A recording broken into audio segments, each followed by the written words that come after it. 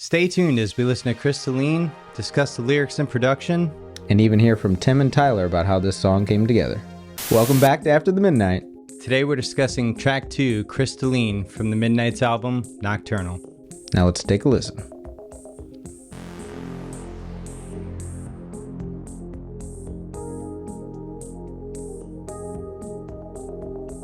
Rush out on an uptown train, doors open, and she walks in, she's soaking, caught in the rain, her skin shines like crystalline.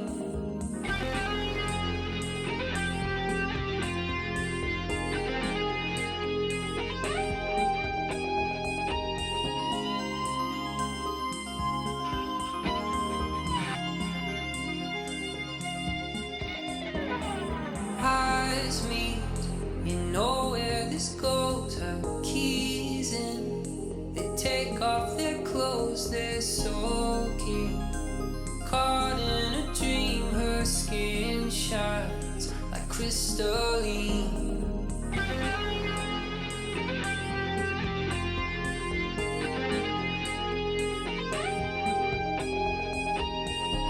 God, that guitar's so sick. So sick. I love this too.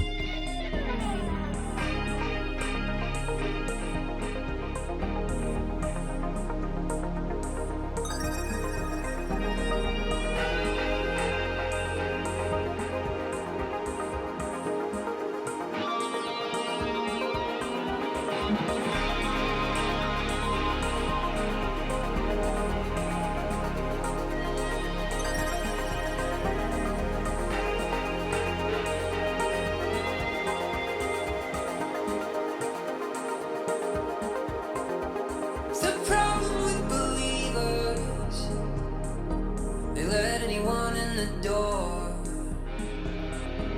The problem with deceivers is all the bodies buried under the floorboards. Here we go.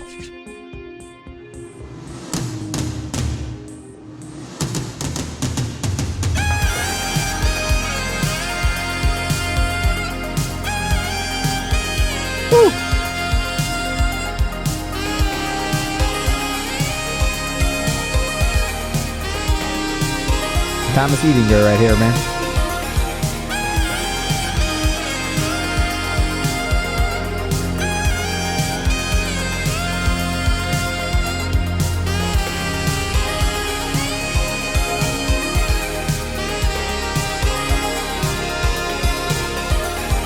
Sailors knew sirens would sing from rocks off the cliffs by the sea. The monsters with waiting teeth, their skin shines crystalline.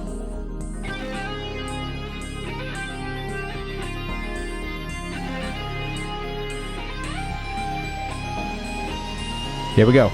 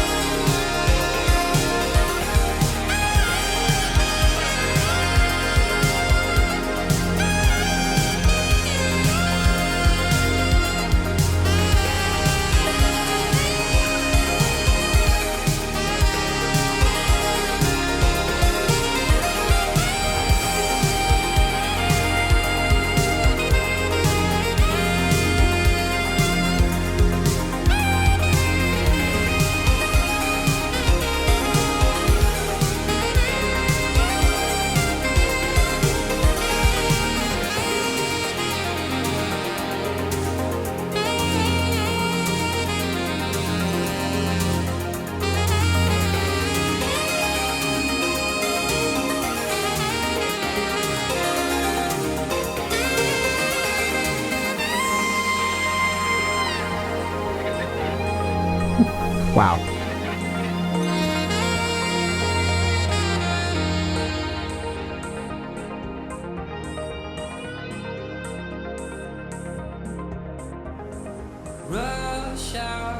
on an uptown train, doors open, and she walks in, she's soaking, caught in the rain, her skin shines like crystalline.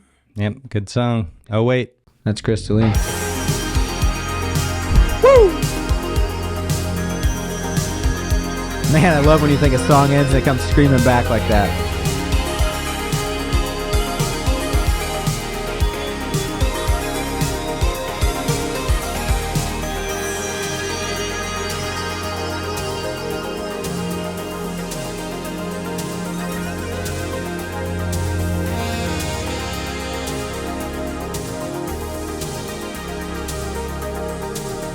Just this ending vocal, too. I love it.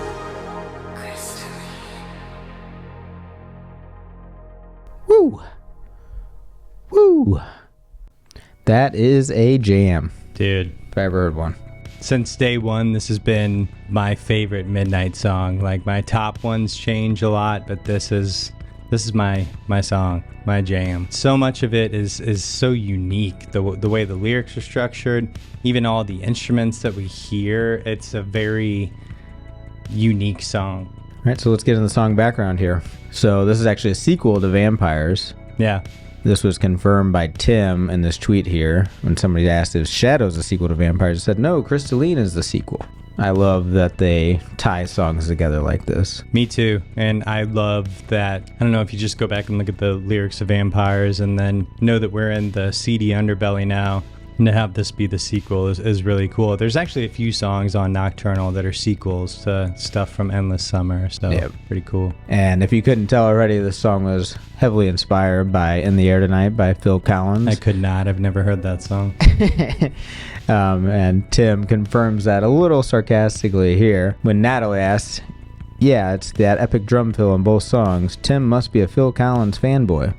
And Tim replies with, this is a preposterous claim, and I don't know why anyone would jump to such a hasty conclusion. Crystalline is definitely not an homage to In the Air Tonight, and I certainly didn't spend hours trying to nail the exact drum machine loop for the intro. False accusations. It was said on Twitter, so you know it's true. Yep. So this was also the only single that was released from Nocturnal as well. I find that interesting because there was a lot of other songs that have a lot further reach, I think. Yeah, I agree. Yeah, I mean, you have things like Light Years with Nikki Flores, you know, you get that duet. And then you have fan favorites like Shadows and River of Darkness. I mean, those, any Nocturnal fan, those are, Shadows in general, I think is one of their biggest songs. So yeah, to have it be Crystalline is cool, but I think it just lends itself to how unique it is. I think they wanted to shock people. Yeah. And they achieved that. Yep, absolutely. Let's take a dive into the lyrics now.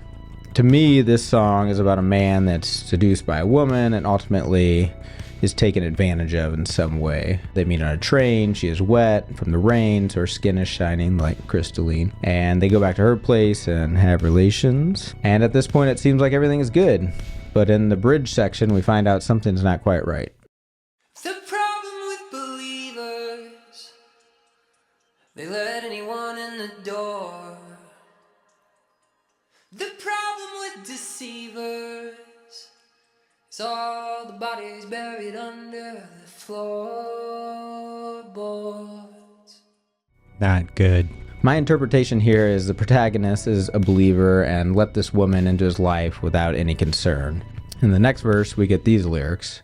Sailors knew sirens would sing from rocks off the cliffs by the sea, the monsters with waiting teeth, their skin shines crystalline.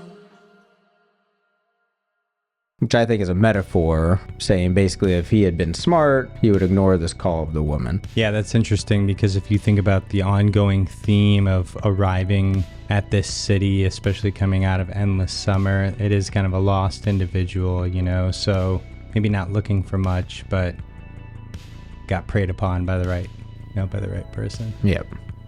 Now, Tyler actually spoke on this whenever we interviewed them, and he had this to say. So if you want actually what the combination is, it's the Sirens and the Odyssey and the HBO miniseries Night of.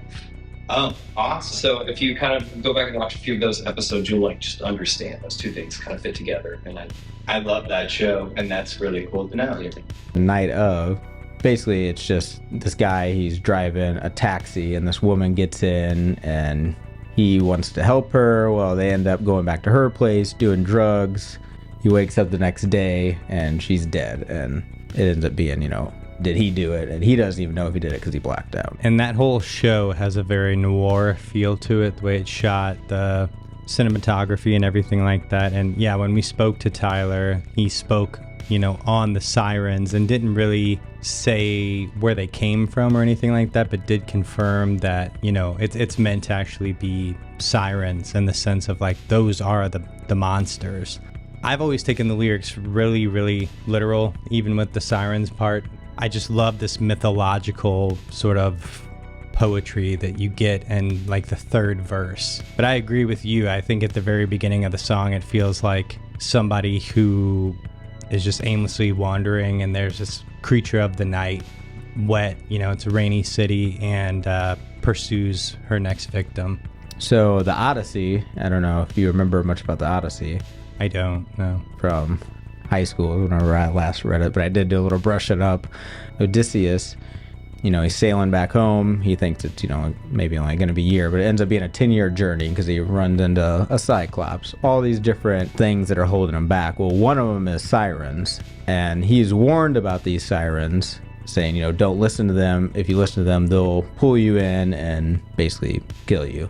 So what he does, he has his crew tie him down on the ship as they pass through here. All his crew have earplugs in or somehow evading the sound, but he is there tied up, so he has to hear these because he wants to be the only person that's heard them and not died. Wow. So he does this and he gets through it. Well, he doesn't realize that by doing this, it actually kills the sirens because they didn't, I guess, accomplish what they were supposed to do with the siren song. So wow, that's so awesome. So if you listen to that verse, it lines up perfectly with that. Yeah. So just him dropping those two things, the Odyssey and the Night of, frame how I see this in my head perfectly. The Night of, really dark, really noir. That whole story of Odysseus, that's super cool. It makes me want to go read the Odyssey again. But yeah, I've just always taken that as, imagine this dark city that's existed for who knows how long, hundreds of years, darkness calls people to it.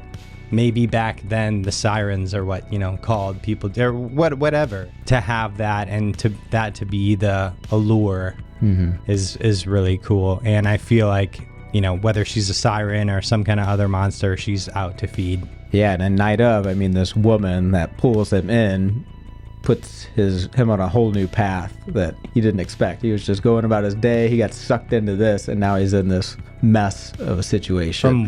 From one night, from one chance encounter, and that's how it feels in this song. Gets on the train, wet, things go from there. So that was awesome that Tyler shared that. That was really insightful that, he's watching this and he loves to read, and he combined those two together. Now let's talk about the production.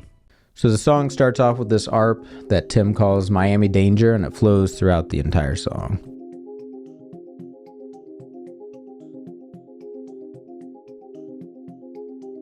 The bass near the beginning is such a dark, chill vibe. I love those stabs.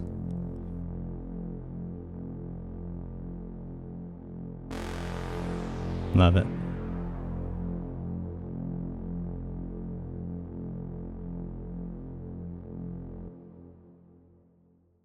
And these bells are very reminiscent of bells that we hear in Shadows. Yeah. Chaotic Christmas bells, I think is what I call them.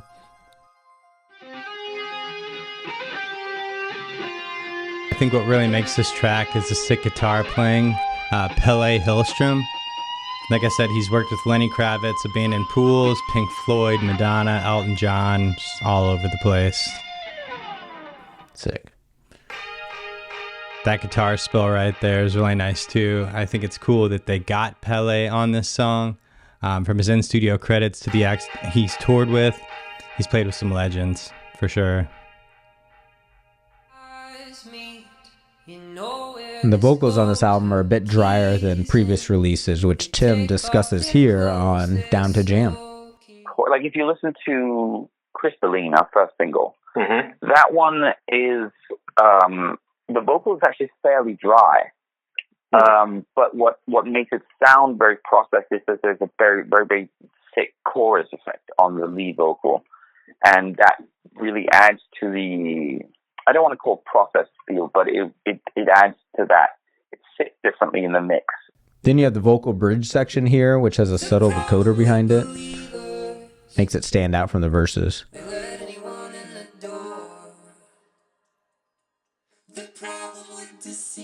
I'm not gonna lie, I've never noticed that before. It's very subtle.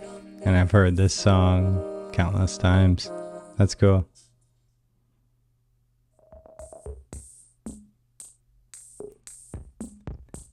Of course, there's these epic drums, heavily inspired by In the Air Tonight by Phil Collins. Just a nice loop.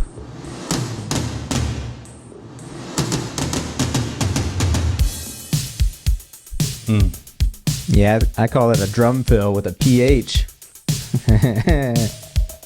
I really like how into the toms it was like a reverse effect going with it. And of course, there's the sax by Thomas Edinger, huge driving force in the song. Thomas is no stranger to this channel or to the Midnight. Yep.